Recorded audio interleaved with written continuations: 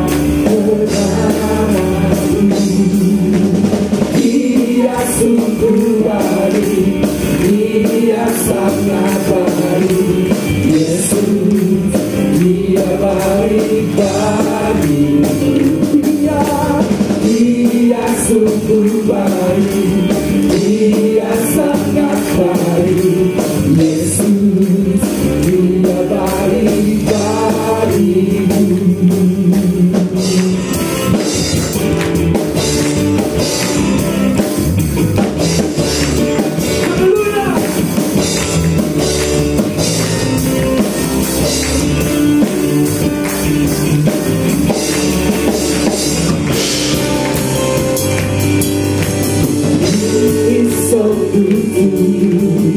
He is so good to me. Jesus is so good to you and me. He is so good to you. He is so good to me. Jesus is so good to you and me. He is so good to you. He is so good to me. Jesus is so good to you. He is so good to you. He is so good to me. Jesus is so good to you and me. Jesus is so good to you and me. Jesus is so good to you.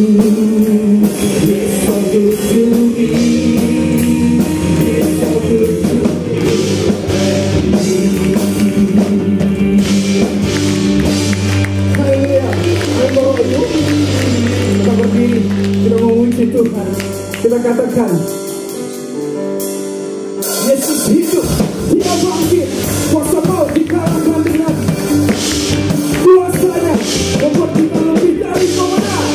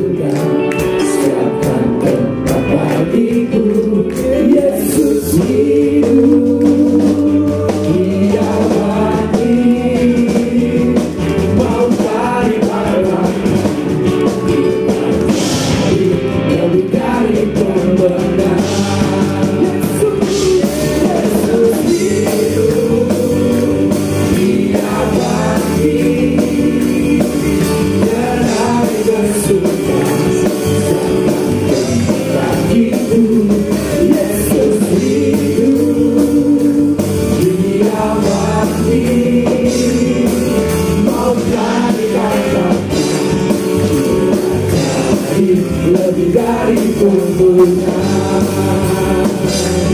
Kita jadi lebih dari pemenang. Kita jadi lebih dari pemenang. Amin, kita bersuka cita Bapak Ibu. Kita mau katakan haleluya.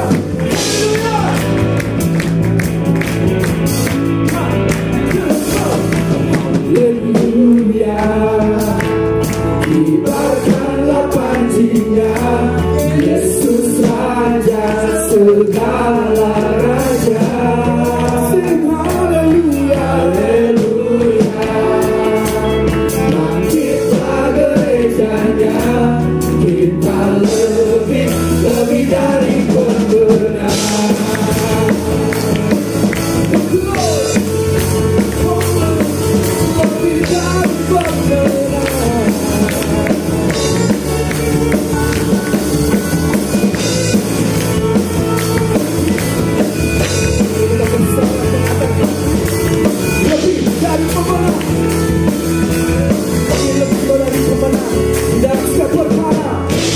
Dari pemenang dan segala perkara,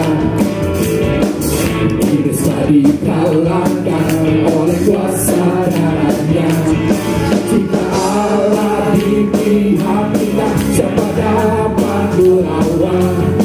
Kita lebih dari pemenang, lebih dari pemenang, lebih dari pemenang dalam segala perkara. Bisa dikalahkan oleh kuasa darahnya. Jika Allah di pihak kita, siapa dapat melawan? Kita lebih dari pemenang. Haleluya, kibarkanlah panjinya, Yesus Raja segala raja. Haleluya, haleluya, bangkitlah gerejanya, kita lebih dari pemenang. Haleluya, haleluya, sing haleluya, kibarkanlah panjinya, Yesus Raja segala raja. Nyanyi haleluya, haleluya, haleluya, bangkitlah gerejanya, kita lebih dari pemenang. Haleluya, haleluya, kibarkanlah panjinya, Yesus Raja segala raja. Haleluya, haleluya, bangkitlah gerejanya, kita lebih dari pemenang. Kita lebih dari pemenang. Kita lebih dari pemenang. Haleluya, haleluya, haleluya. Silakan duduk Bapak Ibu. Kita akan menikmati puji-pujian dari permainan angklung. Para pemain angklung dipersilakan.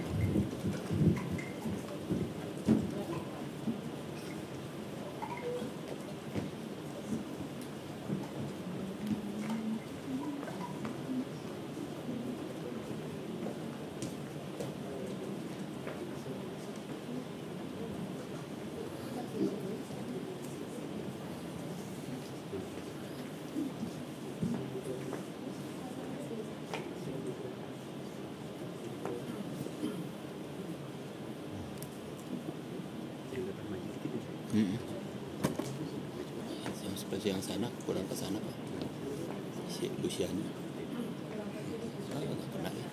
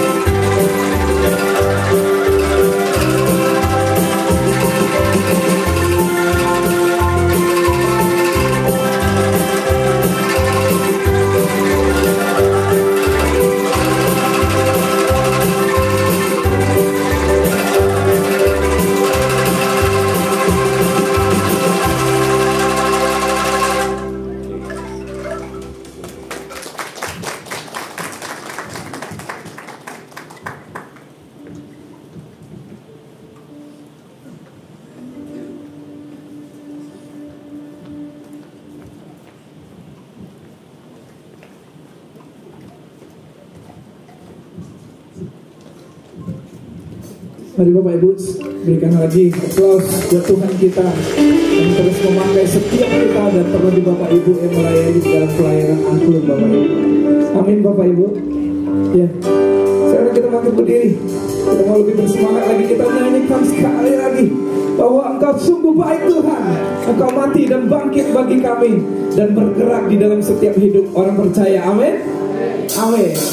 He is so good to me because he's so good to you and me.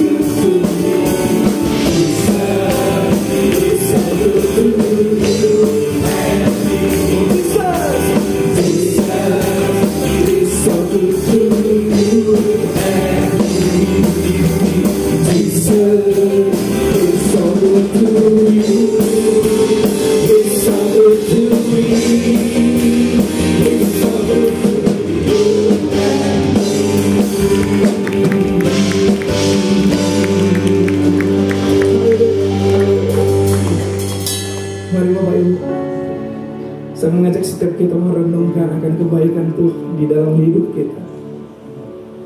Dia Allah, Dia Raja, Dia Tuhan. Dan naik ke surga bukan meninggalkan setiap kita, tapi Dia memberikan Roh Kudus bagi setiap kita yang percaya. Amin. Sebab itu kami mau katakan Tuhan, kami mau memuliakan Engkau Tuhan.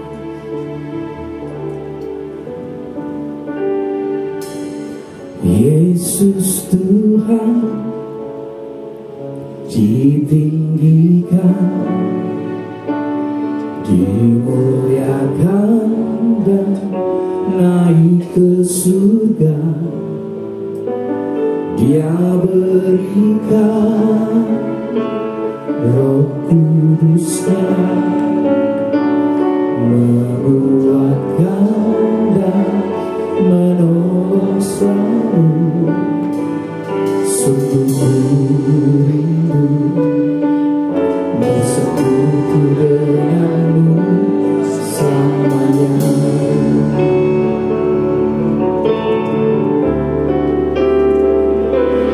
Allah Roh Kudus jamah hatiku dengan urapanmu.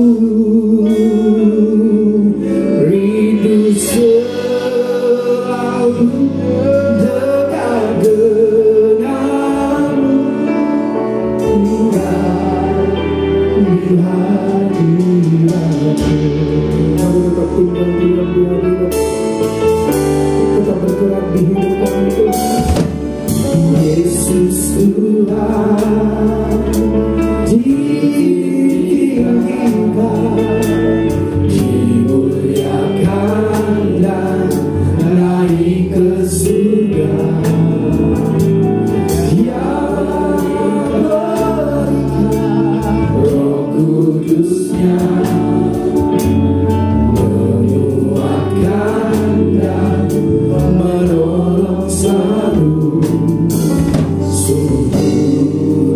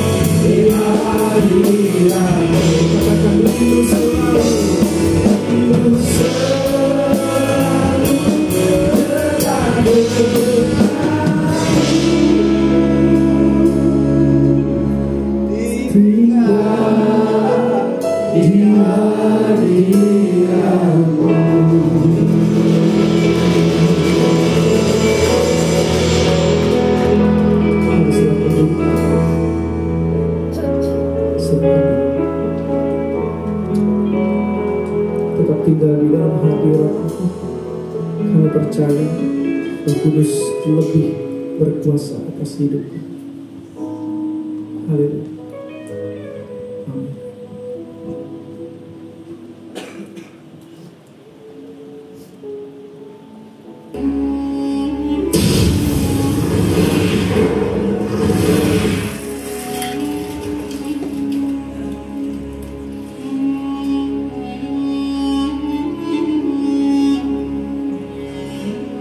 Setelah kebangkitannya,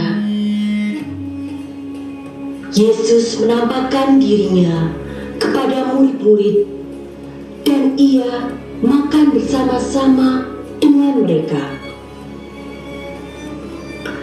Ia melarang mereka meninggalkan Yerusalem dan menyuruh mereka tinggal di situ, menantikan janji Bapa yang demikian katanya. Damai sejahtera bagi kamu, sama seperti Bapa mengutus kamu, demikian juga sekarang aku mengutus kamu. Telah kamu dengar daripadaku, sebab Yohanes membaptis dengan air, tetapi tidak lama lagi kamu akan dibaptis dengan Roh Kudus. Dan sesudah berkata demikian, ia menghembusi mereka dan berkata, Terimalah Roh Kudus. Kalau kamu mengampuni dosa orang, dosanya diampuni. Dan jikalau kamu menyatakan dosa orang tetap ada, dosanya tetap ada. Yesus mengajak murid-muridnya berjalan keluar kota Yerusalem ke arah Betania di sebelah timur, di bukit yang disebut Bukit Zaitun. Lalu murid-murid menanyakan kepada Yesus agar ia pada masa ini mau memulihkan kerajaan bagi Israel. Tetapi jawab Yesus, Engkau tidak perlu mengetahui masa dan waktu yang ditetapkan Bapa sendiri menurut kuasanya. Tetapi kamu akan menerima kuasa kalau Roh Kudus turun ke atas kamu.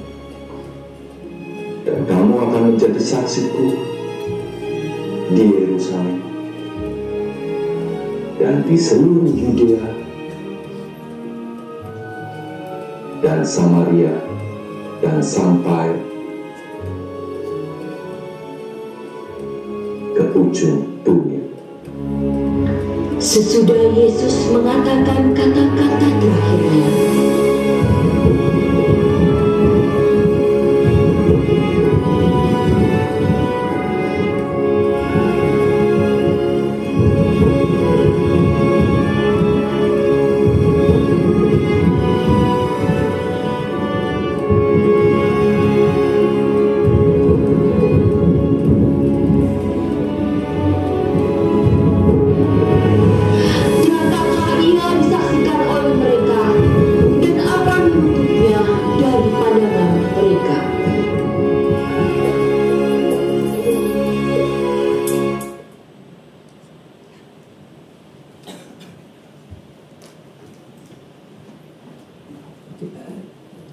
Baik, shalom Bapak Ibu Saudara sekalian. Mari sebelum kita masuk ke perenungan firman Tuhan, saya mengajak kita semua bersatu dalam doa. Bapa di surga, kami mengucap syukur Tuhan untuk kesempatan indah pagi ini, saat kami kembali berkumpul di rumah-Mu di tempat ini.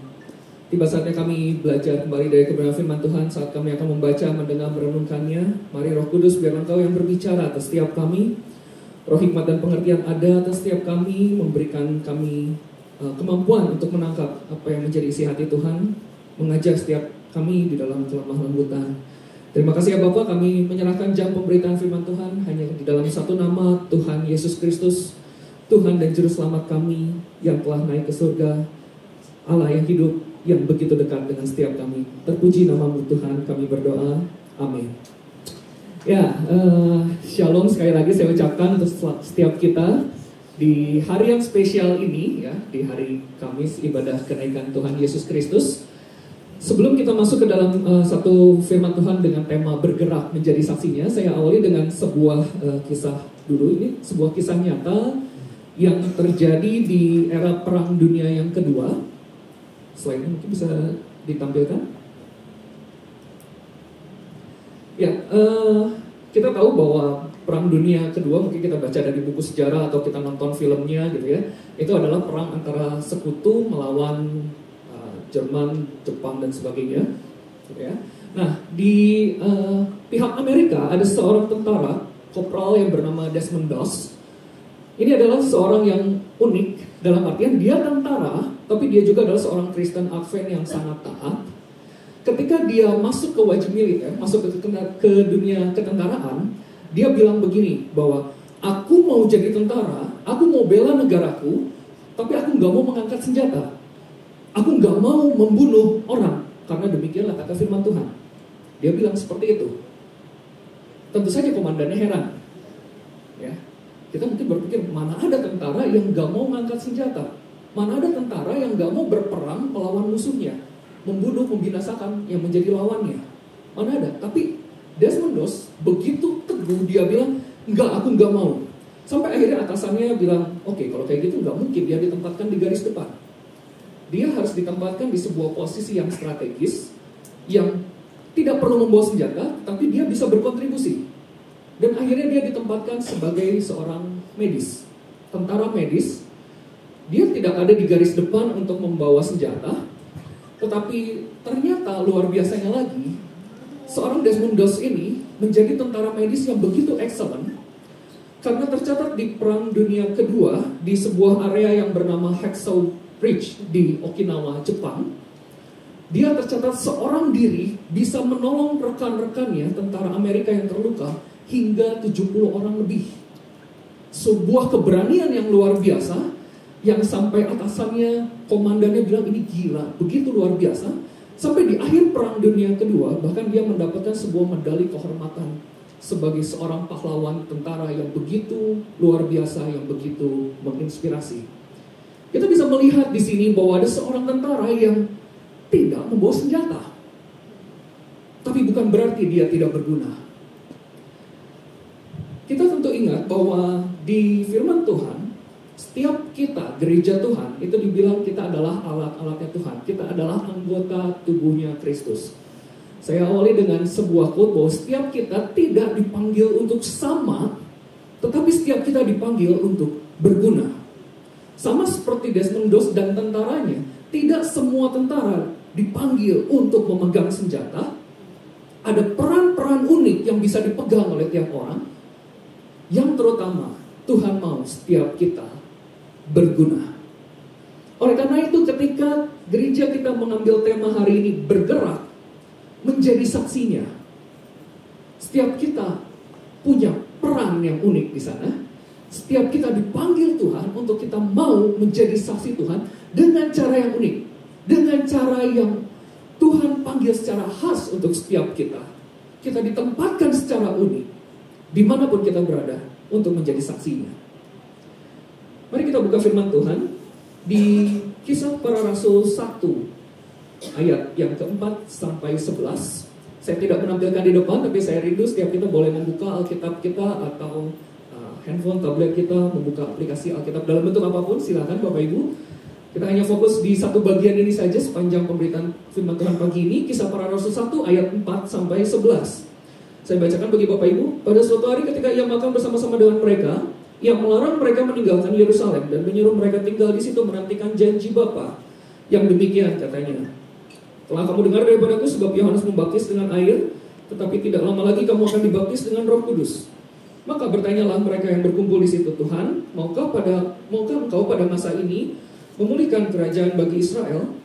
Jawabnya, engkau tidak perlu mengetahui masa dan waktu yang ditetapkan Bapa sendiri menurut kuasanya. Tetapi kamu akan menerima kuasa kalau Roh Kudus turun ke atas kamu, dan kamu akan menjadi saksiku di Yerusalem dan di seluruh Yudea dan Samaria dan sampai ke ujung bumi.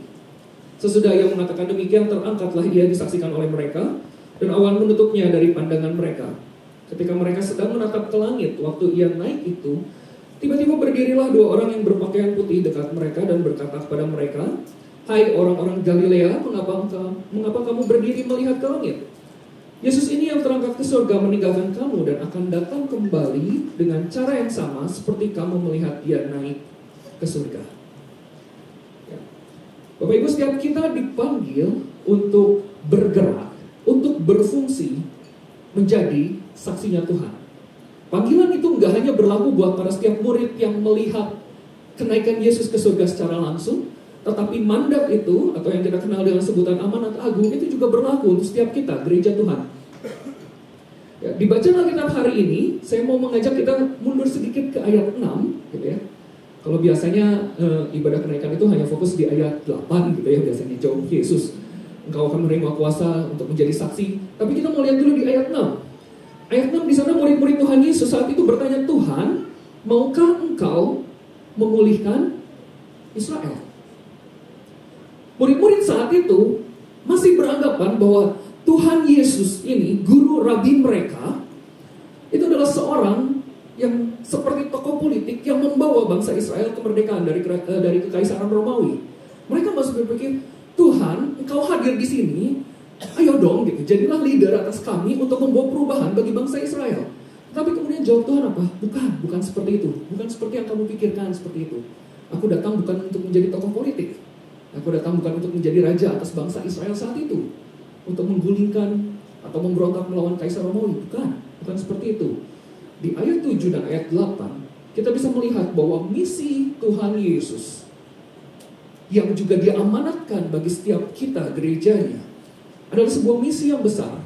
Bukan pemulihan bagi umat Israel, tetapi pemulihan bagi seluruh bangsa. Yang Tuhan inginkan adalah sebuah pemulihan bagi seluruh umat manusia. Dan dunia ini perlu pemulihan. Pemulihan di sini bukan bicara soal kondisi politik, bukan bicara soal kondisi ekonomi, bukan bicara soal kondisi sosial. Dunia ini perlu pemulihan spiritual.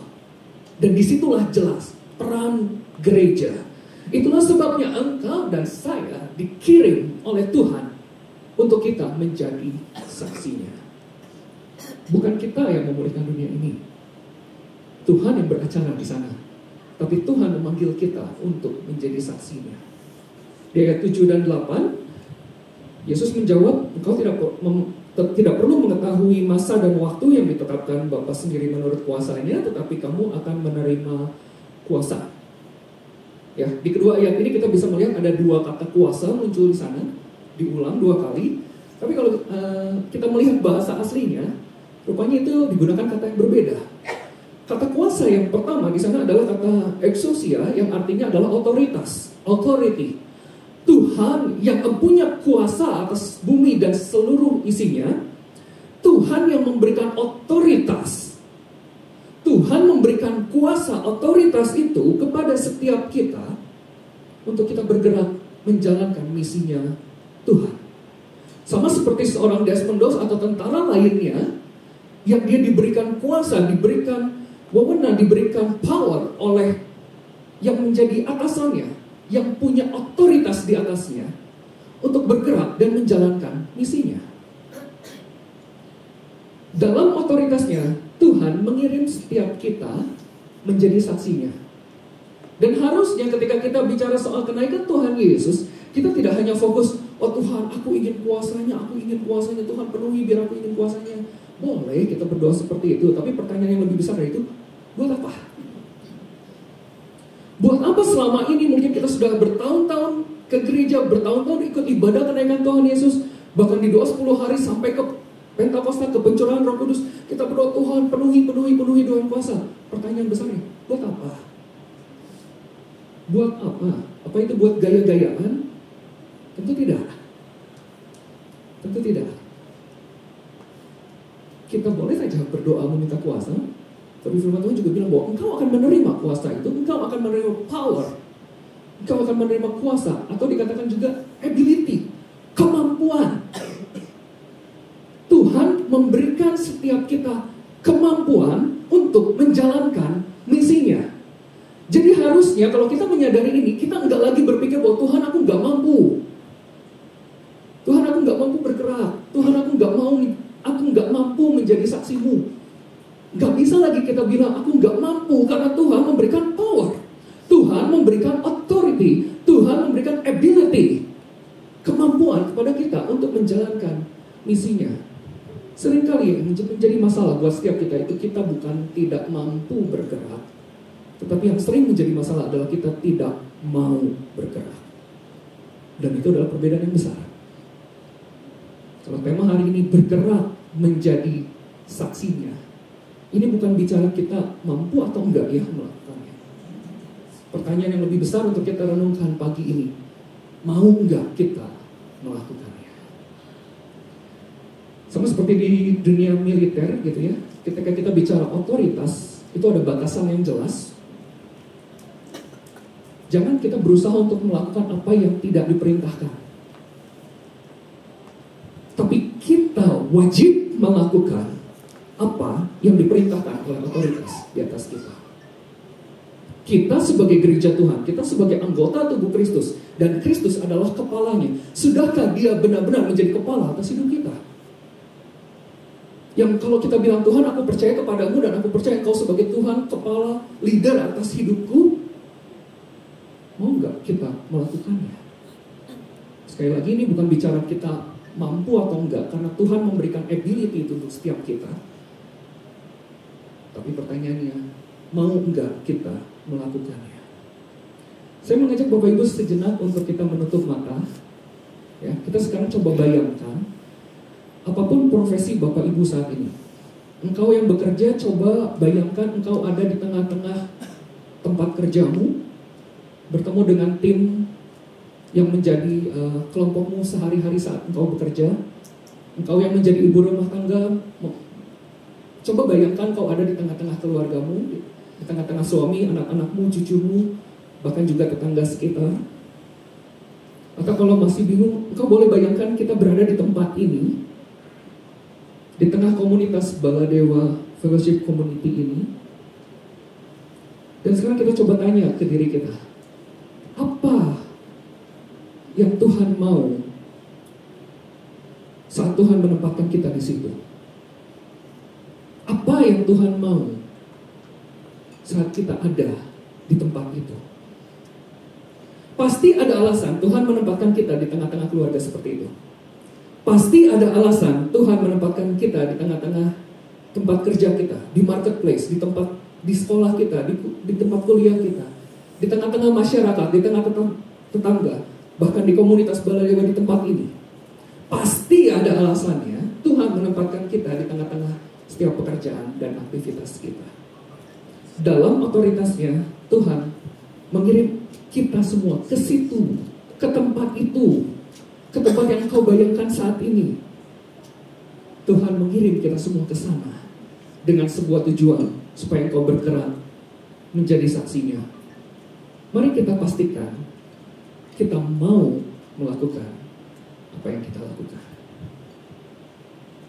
Mari kita pastikan kita mau melakukan apa yang Tuhan mau untuk kita lakukan. Sekali lagi, seringkali masalahnya bukan kita nggak mau bergerak, bukan kita nggak mampu, tapi kita nggak mau. Itu yang seringkali jadi masalah. Jangan kita tertipu. Lawan kita adalah si iblis. Dan dia paling gak suka kalau gereja Tuhan bergerak. Si iblis paling suka kalau gereja Tuhan diam. Dia bergerak supaya gereja bisa terus diam. Ketika kita bergerak, kita tahu kita melawan musuh kita, si iblis. Si iblis tidak akan tinggal diam saat kita bergerak. Tapi sekarang pertanyaannya, mau nggak kita bergerak? Apa yang selama ini menjadi ketakutanmu untuk bergerak, itu sebenarnya strategi si iblis untuk membuat kita tidak bergerak, untuk membuat kita tidak mau menjadi saksinya, untuk kita tidak mau seperti tampil beda sebagai anak Tuhan. Padahal Tuhan mengirim setiap kita untuk menggarangi dan menerangi lingkungan di mana kita berada. Kalau tadi di awal saya menggunakan kisah seorang tentara Amerika bernama Desmond Doss, ya, sekarang saya menggunakan satu tokoh lain, masih di era Perang Dunia Kedua, di masa-masa hidup yang mirip dengan Desmond Doss, tapi yang kali ini bukan di Amerika, kali ini di pihak lawannya, yaitu di pihak Jerman. Ada seorang pastor di Jerman bernama Pastor Dietrich Bonhoeffer. Dia itu ada kesamaan dengan Desmond Doss. Dia mungkin tidak menjadi tentara. Bisa bantu ini? Ya. Dia tidak menjadi tentara, tapi saat itu Jerman itu dipimpin oleh seorang yang bernama Adolf Hitler. Partainya mungkin kita tahu sama-sama ya, Nazi. Ya. Bonhoeffer, dia juga tidak mau mengangkat senjata untuk membela Jerman. Tapi yang lebih luar biasanya lagi adalah dia hidup di tengah-tengah komunitas Kristen saat itu. Ingat, dia adalah seorang pastor, adalah seorang pendeta. Tetapi gereja-gereja di Jerman saat itu mayoritas berpikirnya bahwa Hitler adalah Allah Tuhan yang dikirim Tuhan secara spesial untuk bangsa Jerman. Hitler adalah seorang yang diurapi Tuhan untuk membawa perubahan bagi bangsa Jerman. Tapi Bonhoeffer bilang, enggak, Hitler itu justru penjahat. Hitler itu justru bukan Allah Tuhan. Dia berani bersuara di tengah-tengah mayoritas gereja yang berpikiran bahwa Hitler adalah seorang yang dipakai oleh Tuhan. Dan Bonhoeffer menggunakan senjatanya bukan berupa pistol, bukan berupa senapan. Dia menggunakan mimbar.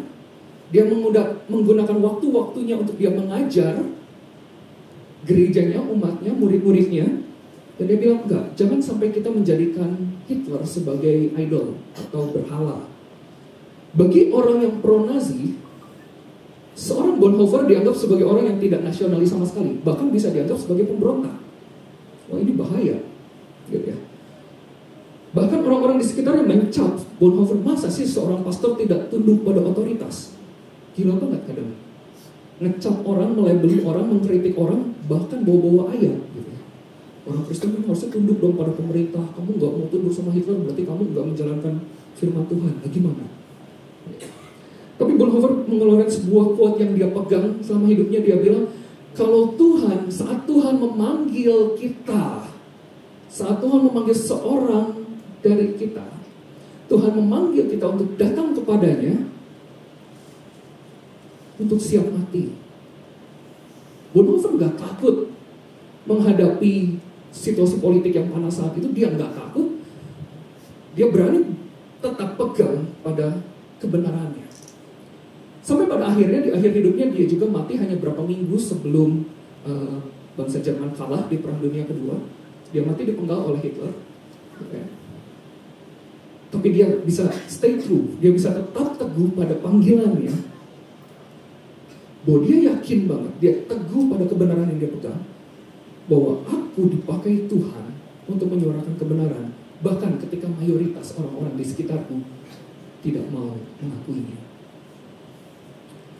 Kita mungkin tidak dipanggil Tuhan untuk sampai martir, mati seperti Bonhoeffer saat ini, gitu ya.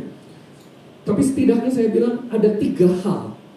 Ada 3 hal yang harus mati dalam diri kita untuk kita benar-benar bisa bergerak menjadi saksi Tuhan yang efektif. Untuk kita benar-benar hidup di dalam dinamis ya, di dalam power atau ability, kemampuan yang Roh Kudus sudah berikan atas setiap kita. Setidaknya ada 3 hal yang harus mati terlebih dahulu. Hal yang pertama adalah bagaimana kita mati terhadap keegoisan. Kita nggak bisa jadi saksi Tuhan yang efektif kalau kita masih berpikir akan diri kita sendiri. Aku, dan aku. Lalu gimana caranya kita biar mati terhadap keegoisan ini? Supaya kita belajar mengasihi orang-orang di sekitar kita. Karena ketika kita dipanggil untuk menjadi saksinya, artinya kita belajar untuk kita cerita tentang Yesus. Kita memberitakan kabar baik itu kepada orang-orang di sekitar kita. Dan kita nggak bisa lakukan itu kalau kita masih berpikir ya setiap harinya gimana aku, dan kita nggak peduli dengan orang di sekitar kita.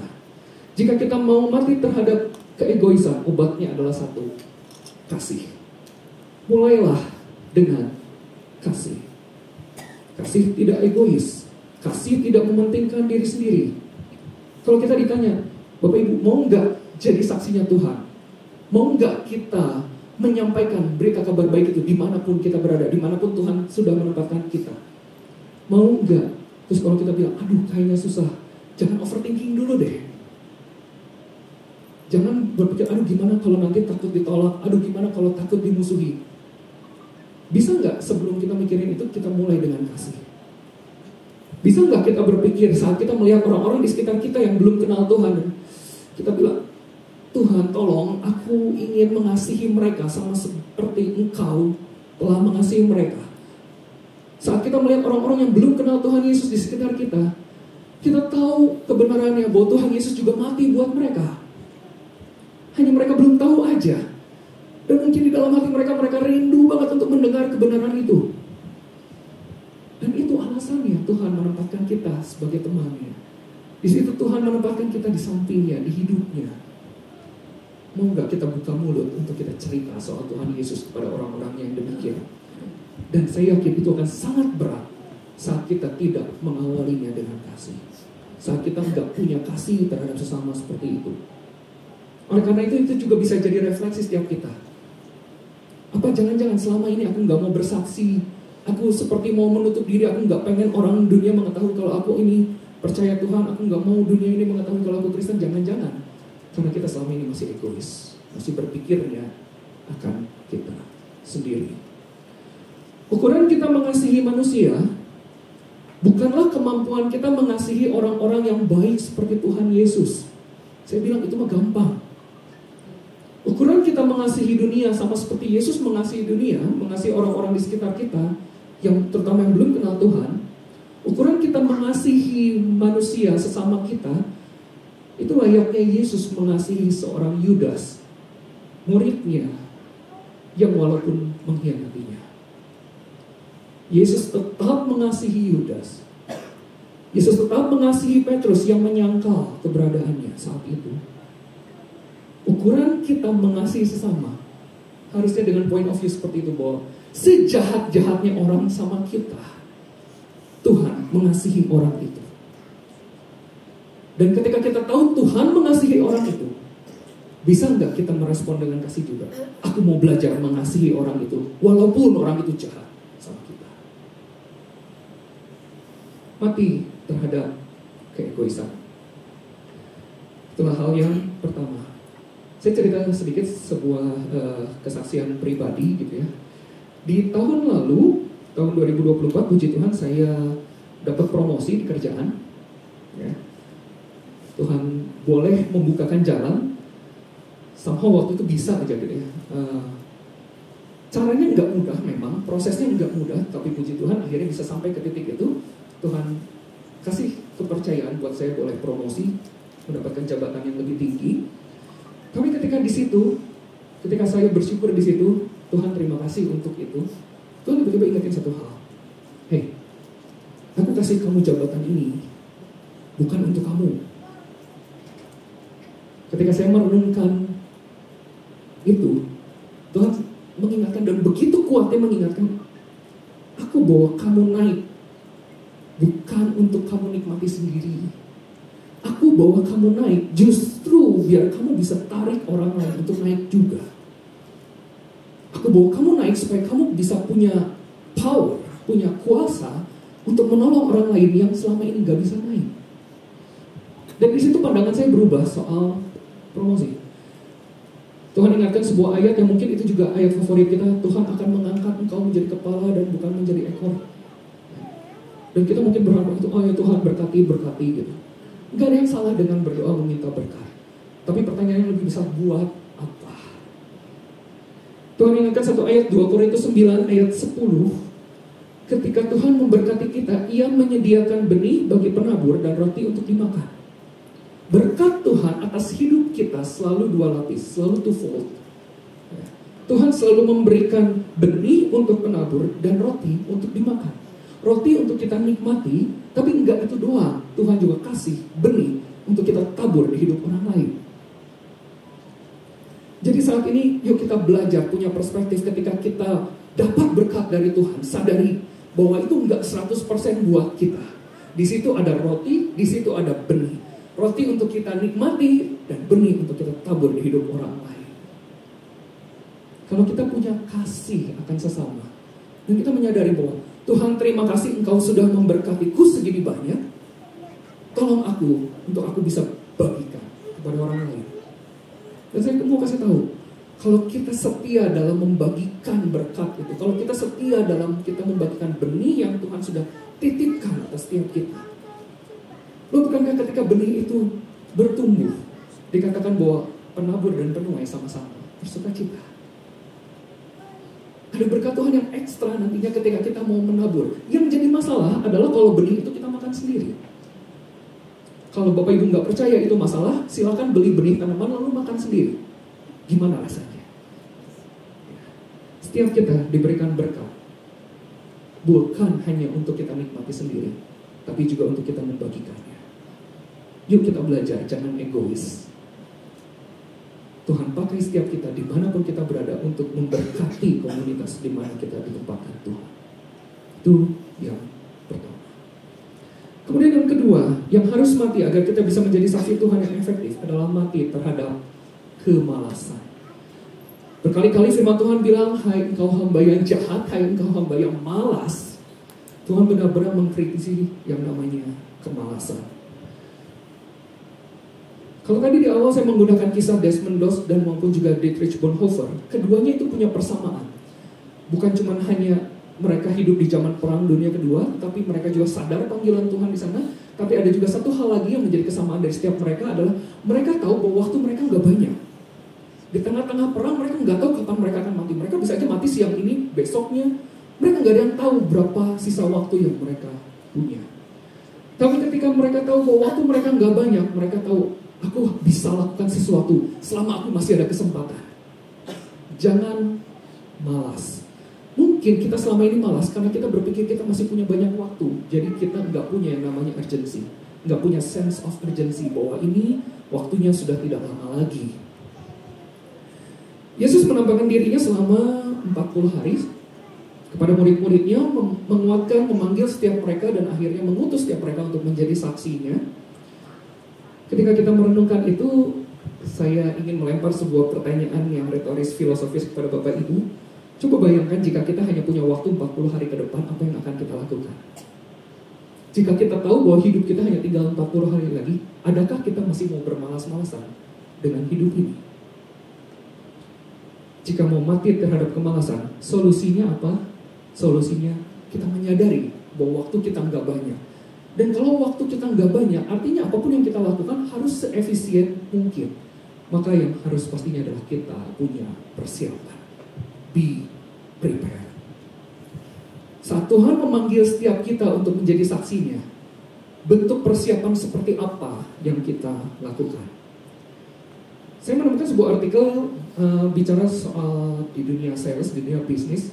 Mungkin saya nggak mainan di situ gitu ya, tapi mungkin Bapak Ibu yang bermain di area bisnis ekonomi mungkin pernah mendengar istilah ini. Ada sebuah istilah yang dinamakan elevator talk atau elevator speech.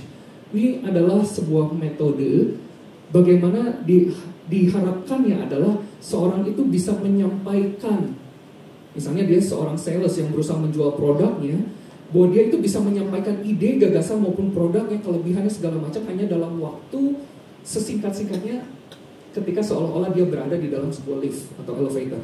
Seolah-olah waktunya itu ketika dia masuk, dia punya waktu, dan kemudian ketika pintu lift terbuka dan dia keluar, waktunya udah habis.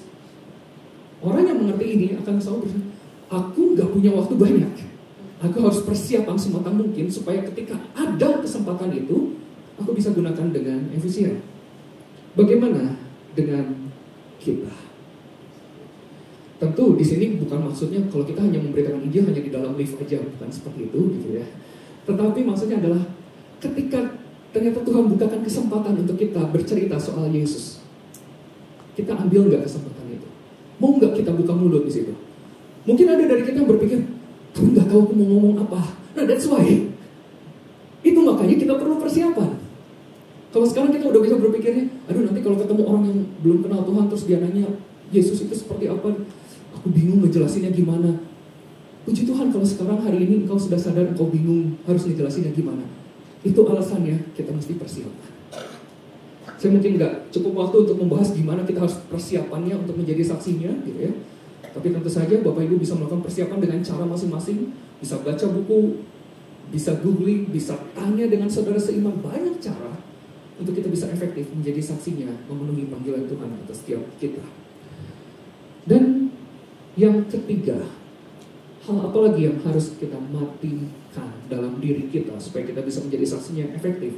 Mati terhadap ketakutan untuk menderita.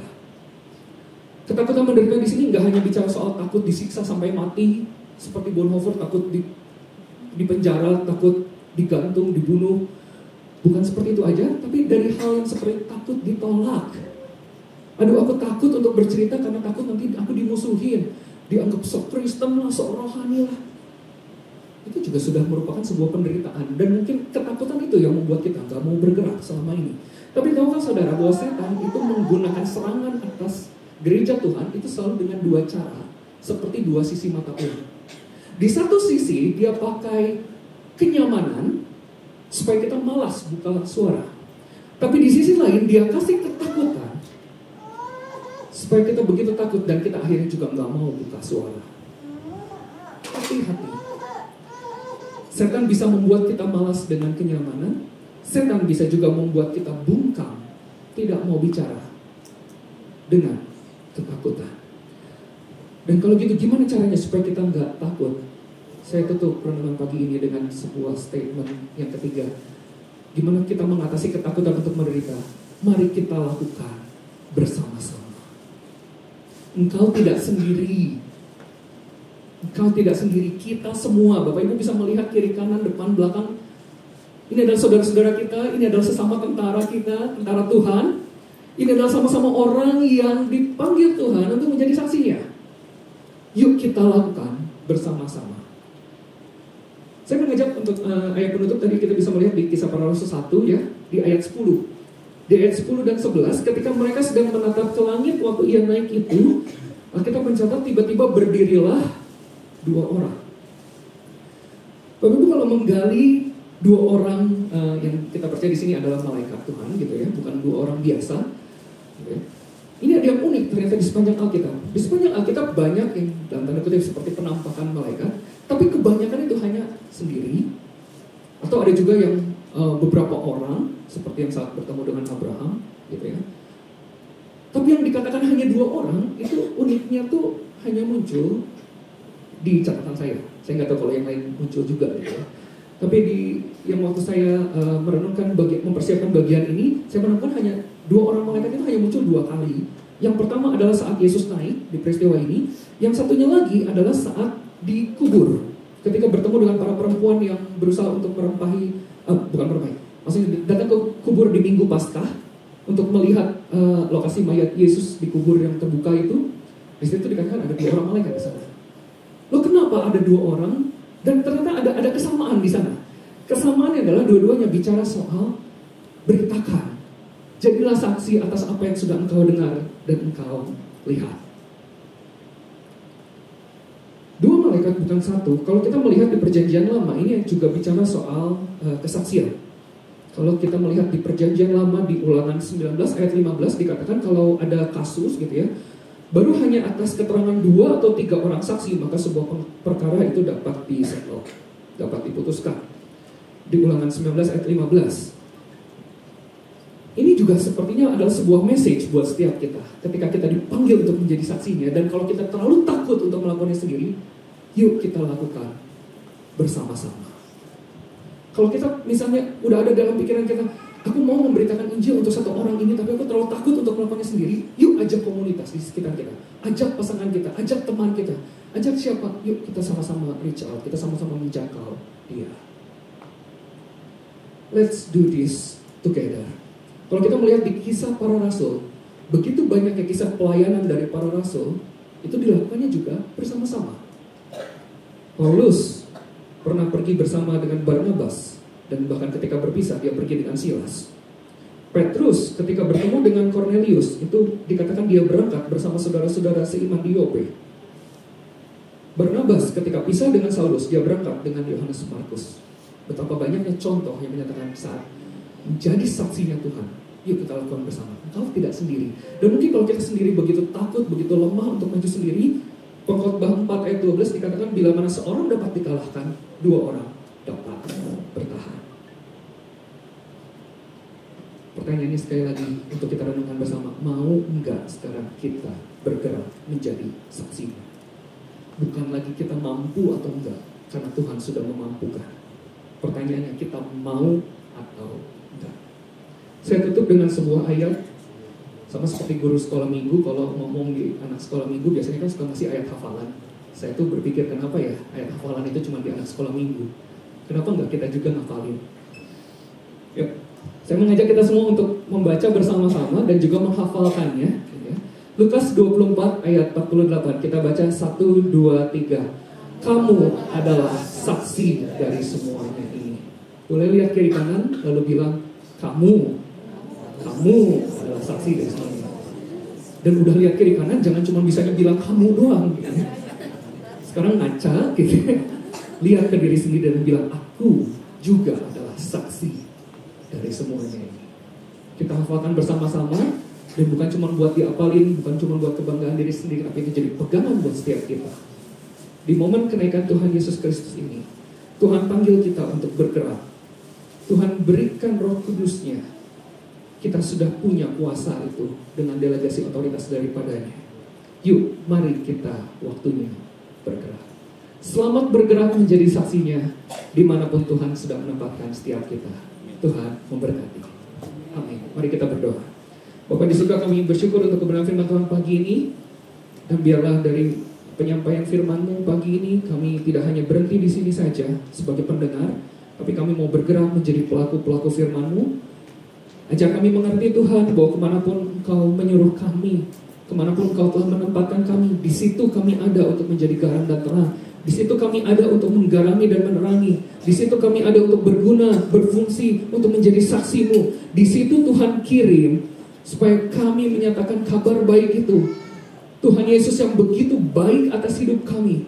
Bahkan Tuhan Yesus yang sudah mau mati atas setiap kami. Kami telah menerima kasih yang begitu besar itu.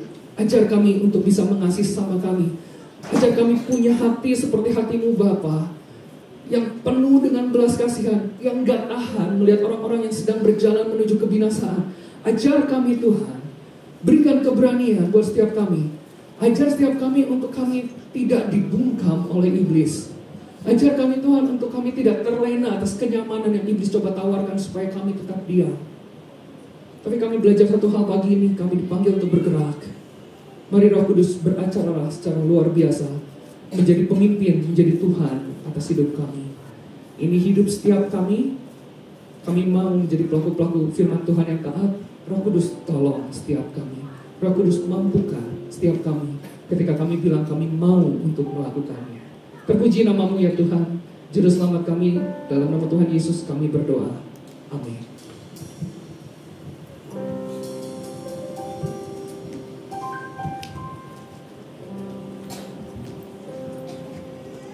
Bapak Ibu sekalian, di bulan Mei ini menjadi kesempatan bagi kita untuk menjadi orang-orang yang terus bergerak menjadi saksinya. Sepanjang bulan Mei ini kita diajar untuk memahami, mengerti, sekaligus kita mencerna dari setiap kebenaran firman Tuhan dengan tema perjuangan tiada akhir. Di minggu pertama kita belajar tentang totalitas, di minggu kedua kita belajar tentang teguh berdiri, di minggu ketiga kita belajar tentang waspada dan bersiaga, lalu kemarin minggu keempat terus berjuang sampai akhir, dan terakhir kita bergerak menjadi saksinya. Mau bergerak atau tidak, itu menjadi tantangan bagi kita semuanya. Kalau anggota Angklunger sejumlah 25 ketika bergerak akan menjadi 45. Yang lain dengan jumlah 65 ketika bergerak akan menjadi 650. Amin. Bergerak maju bersama-sama. Ayo, ketika mau kebaktian ingatkan anak, cucu, menantu, orang tua, oma, opa, semuanya diingatkan. Hari ini kita kebaktian, besok lagi hari ini kita ada, besok lagi hari ini kita ada kegiatan-kegiatan gereja. Ya puji Tuhan. Terima kasih Pak Alex. sudah menyampaikan firman Tuhan pada pagi hari ini menjadi berkat bagi kita semuanya. Tuhan memberkati. Mari kita akan memberikan yang terbaik bagi Tuhan lewat korban persembahan kita. Saya mengundang para kolektan untuk maju ke depan, mempersiapkan diri dengan pelayanan. Boleh maju di depan, ya, digeser di tengah supaya lebih enak. Ya, mari kita berdoa. Bapa dalam surga, kami mengucap syukur kebenaran firman-Mu sudah menjelaskan panjang lebar bagaimana kami dimotivasi untuk bergerak menjadi saksi-saksi Kristus. Selama hidup kami, Kau berikan waktu dan kesempatan untuk kami boleh berbagi kebenaran, berbagi Injil, berbagi kesaksian, berbagi tentang nama Kristus, supaya bukan hanya kami saja yang memperoleh keselamatan, tetapi kami juga mengingat dan melihat sesudah kami memperoleh Kristus, menerima Kristus dan menerima keselamatan di dalam kehidupannya. Ketika Kau berikan waktu dan kesempatan dan waktu ini masih ada, biarlah kami bergerak untuk menjadi saksi-saksi Kristus. Oleh sebab itu, Tuhan menolong, berikan kami keberanian, berikan kami niat, berikan kami kesungguhan untuk mau bergerak menjadi saksi-Mu. Memberkati hamba-Mu yang sudah menyampaikan kebenaran firman-Mu pada pagi hari ini menjadi alat dan saksi-Mu. Terus Engkau lanjutkan sesuai dengan rencana-Mu. Terima kasih. Giliran kami bersama-sama akan memberikan persembahan, memberikan yang terbaik bagi Tuhan. Kiranya Tuhan yang menolong agar dengan kerelaan dan kesetiaan kami berikan untuk menopang, mendukung pekerjaan Tuhan. Terima kasih Engkau memakai para kolektan untuk melayani lewat persembahan pada pagi hari ini. Dipermuliakan nama Tuhan, di dalam nama Tuhan Yesus Kristus kami berdoa. Haleluya. Amin.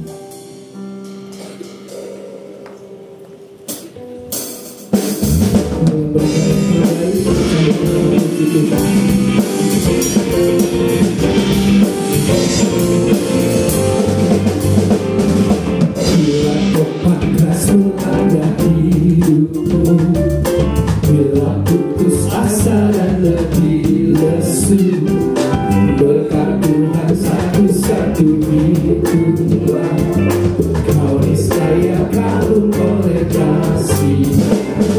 Berkat Tuhan hari itulah, kau kagum oleh kasih-Nya. Berkat Tuhan hari itulah, kau niscaya kagum oleh kasih. Berkat Tuhan hari itulah, kau kagum oleh kasih. Berkat Tuhan hari itulah, kau niscaya kagum oleh kasih.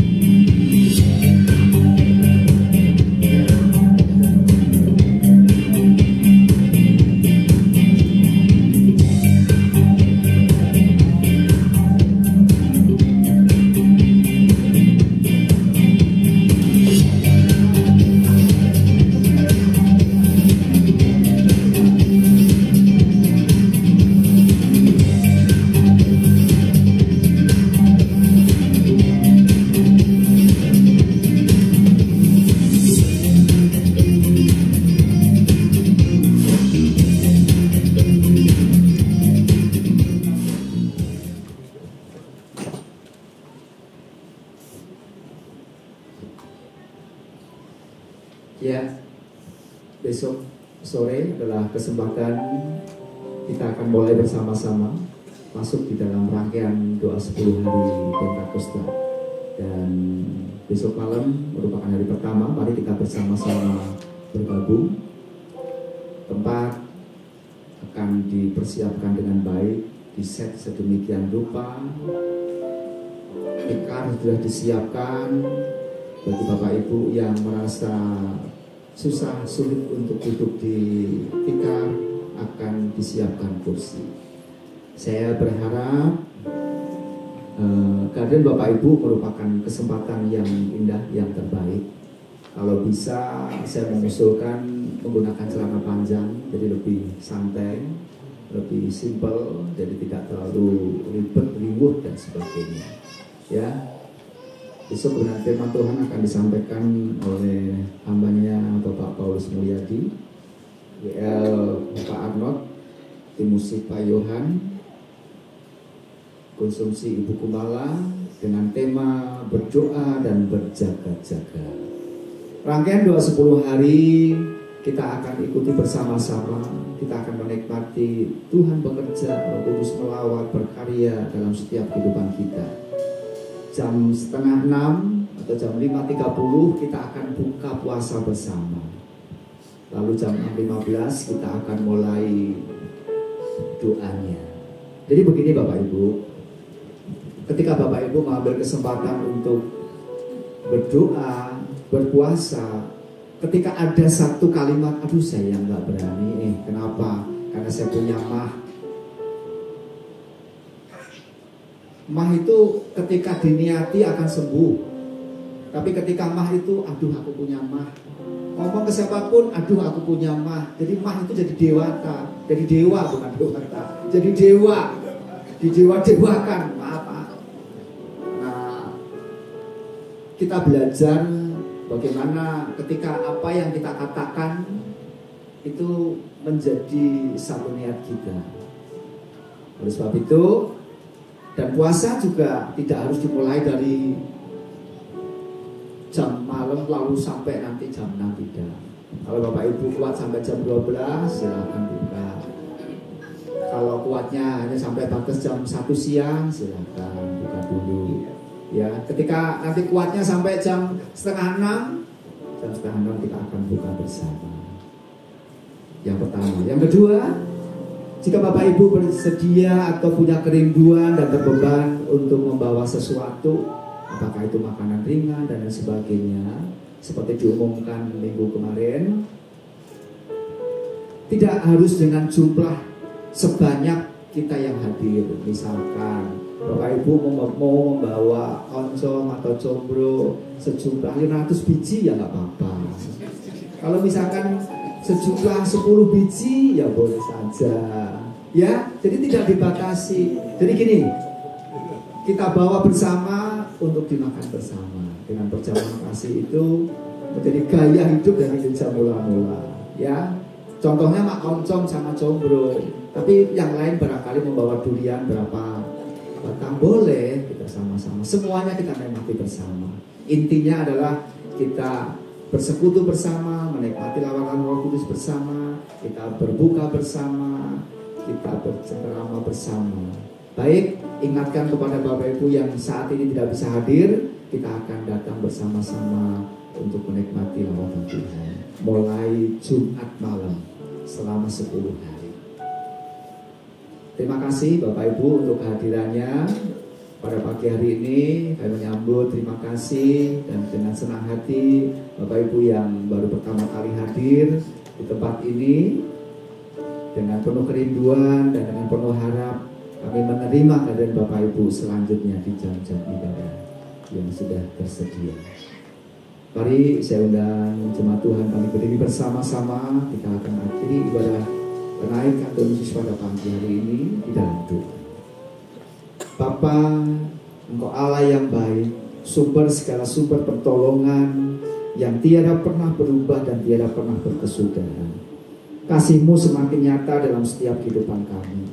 Kami tahu bahwa Engkau punya rencana yang terbaik, yang indah dan luar biasa dalam setiap kehidupan kami.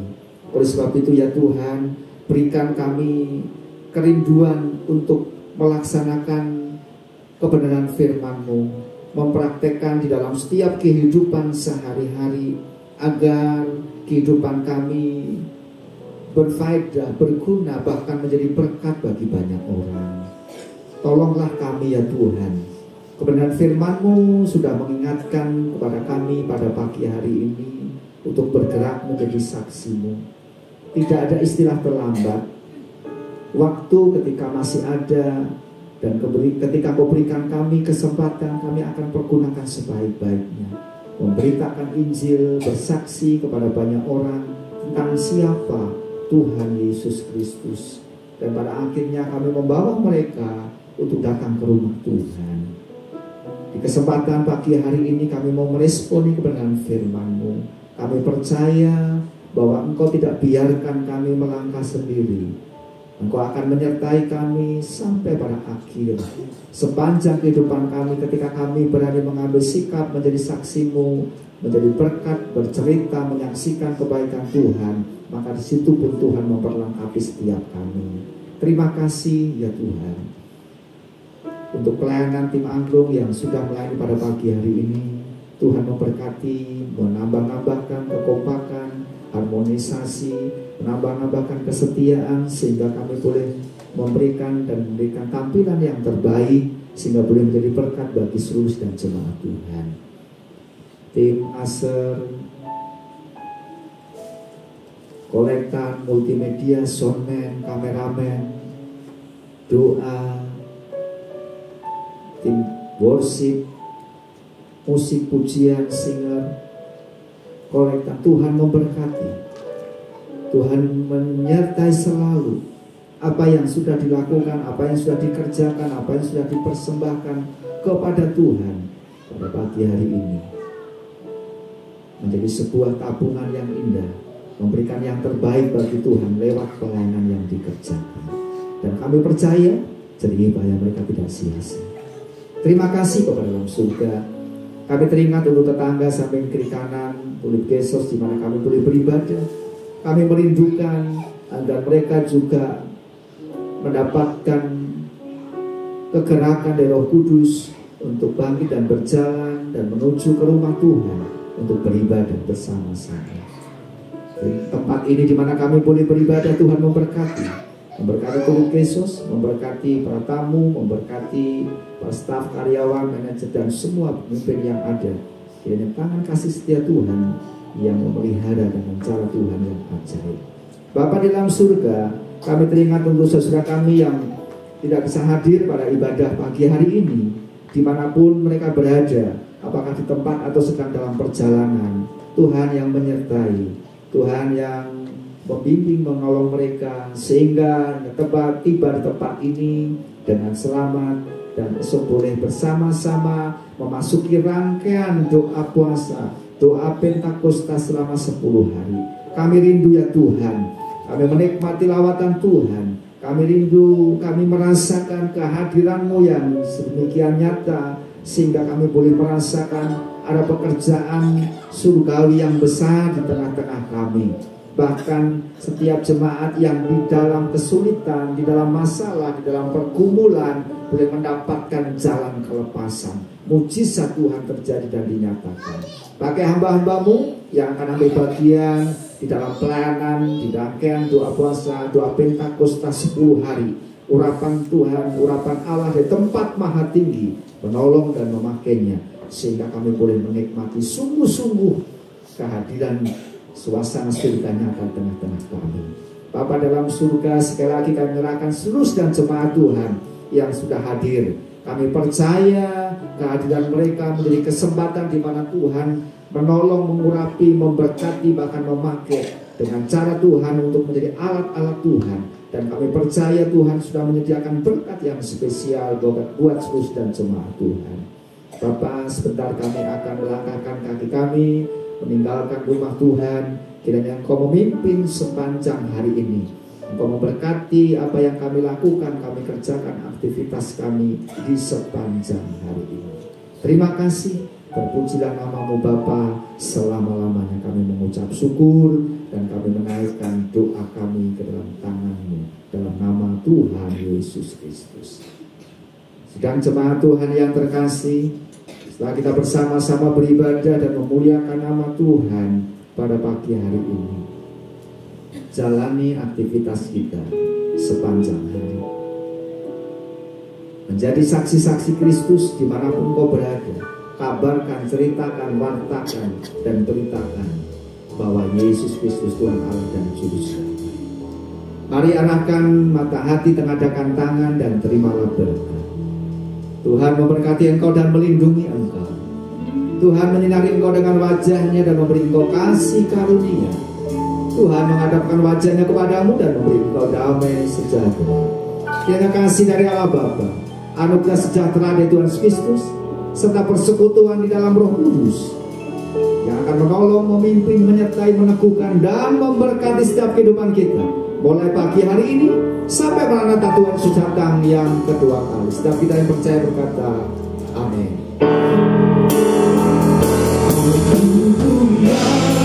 Tuhan yang besar, yang tak berjanji dan sanggup bergerak, imanku bersepakat percaya kuasanya, ku terima sekarang kemenangan.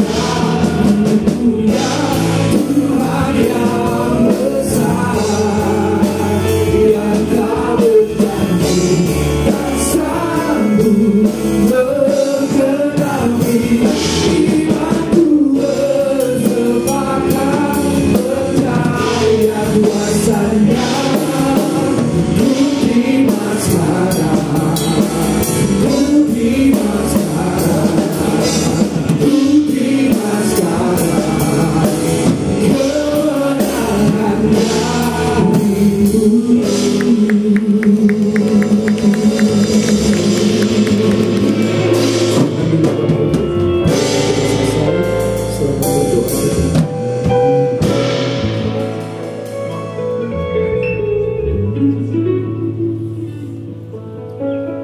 Amin. Sekali lagi selamat memperingati hari kenaikan Tuhan Yesus. Jangan lupa besok kita mulai berdoa berpuasa 10 hari. Tuhan Yesus memberkati Bapak Ibu.